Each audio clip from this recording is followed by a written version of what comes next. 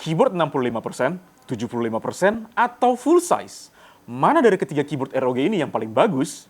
Mari kita review.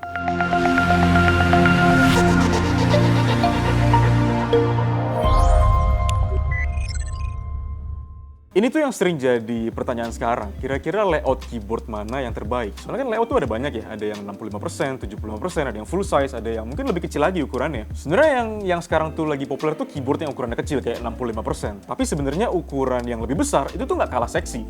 Kayak kita udah pernah nge-review keyboard full size dari Logitech, yaitu Logitech Wave Keys yang emang untuk kantoran dan enak banget. Kalau kalian yang belum nonton bisa cek videonya di atas ini atau di atas ini, gue lupa.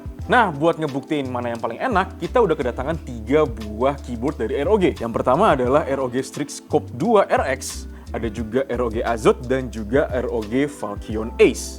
Sebelum kita lanjut, jangan lupa untuk klik subscribe channel Upstation Media. Kalau udah, mari kita lanjut. Sekarang kita mulai dari isi boxnya. Untuk ROG Strix Scope 2 RX, itu tuh meskipun dia full size, isinya cukup simple. Kita dapat keyboard dan cover, handrest, kabel, dan juga paket dokumen. Lalu untuk ROG Azoth, nah ini tuh dia yang paling komplit di antara ketiganya. Kita dapat keyboard dan juga cover, penutup yang kain, plus cover hardcover ya untuk keyboardnya. Kemudian juga ada kabel braided USB-C to USB-A 2 meter, extended USB, penarik keycap, penarik switch, pelumas switch, kuas pelumas, pembuka switch, dan juga switch cadangan. Kemudian untuk Falchion Ace, itu juga cukup simple, isinya cuma ada keyboard dan cover, kabel braided, dan juga paket dokumen. Sekarang kita ngomongin soal build quality dan desain. Sebenarnya overall dari ketiga keyboard ROG ini semuanya itu sama-sama bagus, sama-sama solid dan sturdy. Untuk yang Strix Scope 2 RX dia tuh udah pakai bahan aluminium, terus juga pakai keycaps PBT double shot.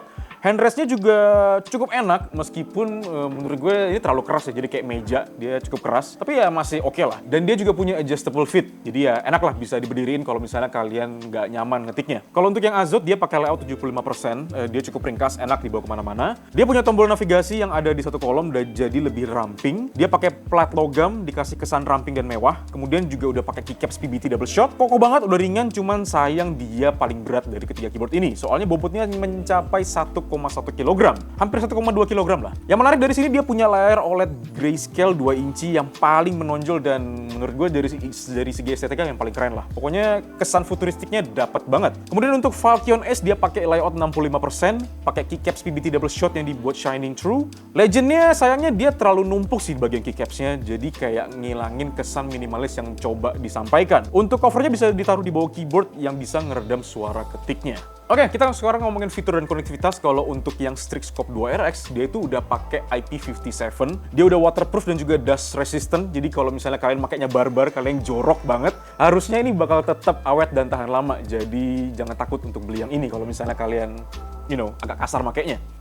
Dia tuh juga udah punya banyak hotkeys yang berguna banget untuk keperluan sehari-hari. Dia juga punya knob yang bisa diatur ke 4 mode. Yang pertama adalah untuk ngatur volume, media playback, atur kecerahan LED, dan juga fitur mouse. Dan kemudian untuk akses semua fungsi-fungsinya itu enak karena dia keyboardnya tipe yang full size, jadi nggak perlu pakai shortcut ini itu. Cuman sayangnya ya dia pakai kabel sih.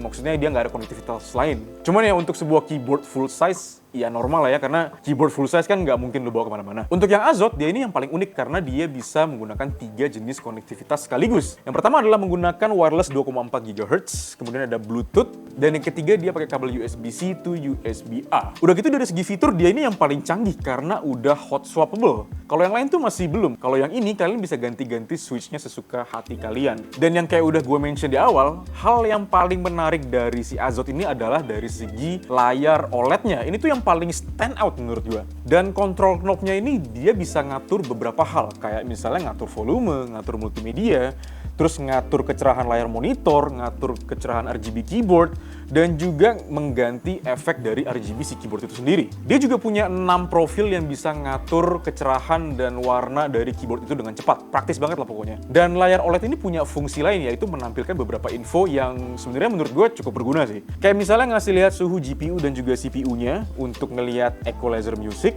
untuk ngasih lihat teks yang bisa jalan gitu. Ya ini penting-penting nggak penting sih, tapi buat estetika keren. Dan juga untuk ngasih lihat screensaver. Sedangkan untuk yang Falchion Ace, ya ini lagi-lagi wired ya, bukan wireless. Tapi ya, it's okay. Nah, untuk yang Falchion Ace, dia ini cukup unik dari segi konektivitas. Karena dia bisa connect ke 2 device secara bergantian. Caranya gimana? Yaitu lewat 2 lubang USB Type-C yang ada di kanan dan di kiri.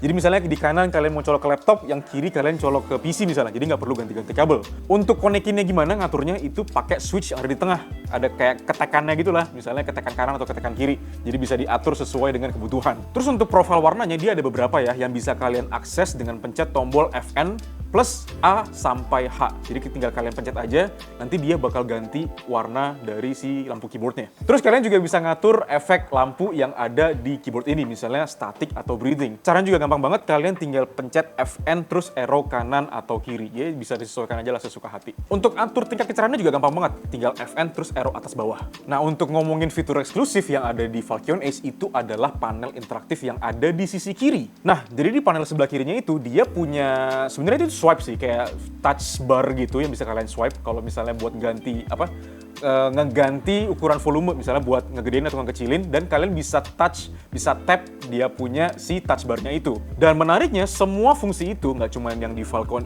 Ace dan termasuk yang dua keyboard lainnya ya. Fungsinya itu bisa kalian custom lewat aplikasi yang namanya Armoury Crate. Jadi tinggal download aja si aplikasi Armoury Crate-nya dan kalian bisa custom semua fitur eksklusif dari ketiga keyboard ini. Sekarang kita masuk ke bagian yang paling penting, yaitu gimana feel ngetik dari ketiga keyboard ROG ini. Kita mulai dari Strixscope 2 RX. Dia ini datang dengan dua jenis switch, yaitu RX Blue dan RX Red, dan dua-duanya itu udah pre-lap ya, jadi udah enak harusnya. Dan yang kita dapat kebetulan adalah RX Red. Dan karena dia pakai RX Red, jadi feel ngetiknya itu yang paling lembut, cuman kalian nggak bakal ngedapetin feel suara yang talky, creamy, dan juga clicky. Cuman ini yang paling enak ya menurut gue ya, karena gue bukan tipe yang suka suara keyboard yang terlalu berisik. Jadi ya gue cocok sih sama yang ini. Kemudian kita masuk ke keyboard yang Azot, dan kayak yang udah gue mention tadi, ini tuh tipe yang hot swappable. Jadi kalian bisa ganti-ganti switchnya sesuka hati, dan yang kita dapat kebetulan adalah NX Storm yang clicky, jadi kayak switch blue gitu, cuman agak beda dikit lah. Cuman kalau misalnya dibandingin sama switch blue, RX Blue atau switch blue lainnya lah, ini tuh dia lebih halus dan juga tactile, jadi lebih enak daripada switch blue kalau misalnya dibandingin. Kalau misalnya kalian doyan dengan suara keyboard yang clicky, ini tuh bakal ngasih kuping kalian ASMR yang enak banget tiap kalian kerja. Dan meskipun dia punya 3 jenis konektivitas, tiga-tiganya itu bagus, nggak ada nge-lag atau delay sama sekali. Cuman minusnya dari Azot kalau menurut kita adalah emang dari segi dudukannya yang agak ketinggian. Jadi kalau misalnya kalian suka ngetik lama, harusnya sih bakal gampang capek. Apalagi meskipun udah kalian tinggiin ya bagian belakangnya, itu tetap ngerasa kurang nyaman kalau misalnya dipakai buat ngetik lama. Cuman ya preferensi orang kan beda-beda ya. Cuman kalau misalnya kalian bisa beli keyboard ROG Azot dengan harga 4 jutaan, harusnya beli wrist rest dengan harga 200 ribuan doang nggak masalah lah ya. Masa nggak mampu beli wrist rest semurah itu, ya nggak sih? Terakhir untuk yang Falcon Ace, dia datang dengan 3 jenis switch, yaitu NX Blue, Red, dan juga Brown. Dan again, dia bukan tipe yang hot swap. Cuman karena dia bukan hot swap, jadi dia punya mounting tuh lebih paten. Dan dia punya feel ngetiknya itu dia keras, bener-bener nggak ada flex-flexnya sama sekali. Kebetulan yang kita dapat tuh adalah varian Switch NX Brown. Dia juga udah pre-loop, pokoknya udah enak lah buat ngetik dan tidak rattle. Lucunya nih, ROG udah ngeklaim kalau Switchnya itu udah ultra tactile, jadi suaranya itu lebih keluar, dan klaim itu sebenarnya benar. Cuman masalahnya suara tactile-nya itu jadinya berisik, nggak ada toki-tokinya sama sekali. Jadi kurang satisfying kalau misalnya di kuping kalian. At least di kuping kita sih gitu ya rasanya. Kalau misalnya kalian berencana untuk pakai keyboard ini untuk ngetik dalam waktu yang lama, mungkin feel ngetiknya sih enak, tapi ya oke lah feel ngetiknya, tapi untuk di kuping kayaknya bakal kerasa kurang nyaman. Tapi buat main game, ya ini enak banget. Gimana tes suara ngetik dari ketiga keyboard ini? Ini dia.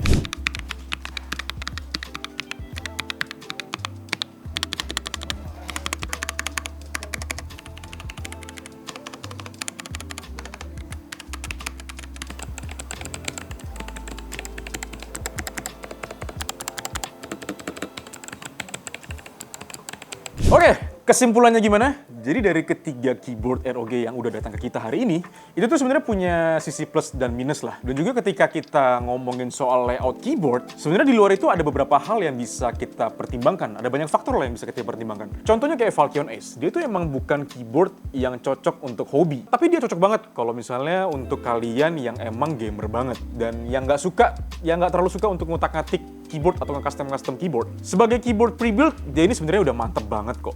Ada fitur eksklusif yang bikin keyboard ini menarik, kayak misalnya panel touch di samping yang unik dan bisa di custom pakai Armoury Crate. Ini tuh fiturnya unik karena dia anti mainstream ya, beda banget sama keyboard-keyboard lain yang dia masih pakai knob. Ini tuh cocok banget buat gamer dengan setup luas PC yang terbatas banget. Terus untuk yang full size, yang Strixscope 2 RX, ini tuh sama kayak Falcon Ace. Ini tuh lagi-lagi emang bukan buat hobi, bukan untuk keyboard entusias lah, tapi emang cocok banget untuk yang pure gamer.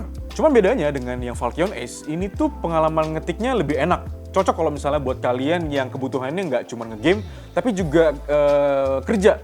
Apalagi kalau misalnya kalian kebutuhannya ngetik dalam waktu yang cukup lama. Yang gue suka dari keyboard ini adalah dia punya fitur scroll wheel-nya yang gampang banget diakses dan berguna banget untuk pekerjaan sehari-hari. Tombol-tombol fungsi di Evro-nya juga itu enak banget sih untuk misalnya untuk screenshot segala macam, untuk produktivitas dan juga untuk ngegame. Kemudian untuk yang Azot, menurut gue ini adalah keyboard yang paling beda dari dua keyboard lainnya. Karena dia nggak cuma cocok banget untuk para gamer, tapi juga untuk para keyboard entusias. Selain dia punya tingkat customizability yang tinggi, dia juga datang sama ROG itu ngasih satu kayak paket alat-alat gitu yang bisa buat kalian nge-custom keyboard ini. Misalnya tombol spasi kalian lagi rattle nih one day.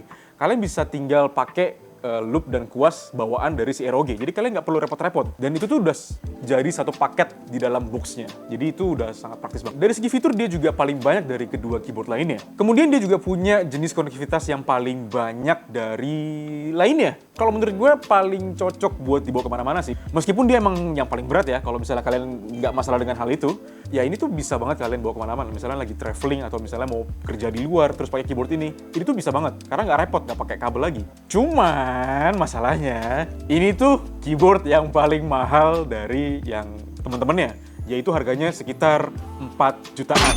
Kurang dikit harusnya, sekitar segitulah. Ini cocok buat kalian nggak kira-kira? Oke, segitu aja review kita dari ketiga keyboard ROG yang mampir kali ini. Kira-kira kita mesti review keyboard apa lagi? Tulis di kolom komentar ya. Dan kalau misalnya kalian pengen baca review tertulis dari ketiga keyboard ini, bisa baca langsung di www.upstation.media. Jangan lupa untuk like, share, dan subscribe channel Upstation Media. Gue Yosi, dan sampai jumpa di video berikutnya. Nggak berisik gitu.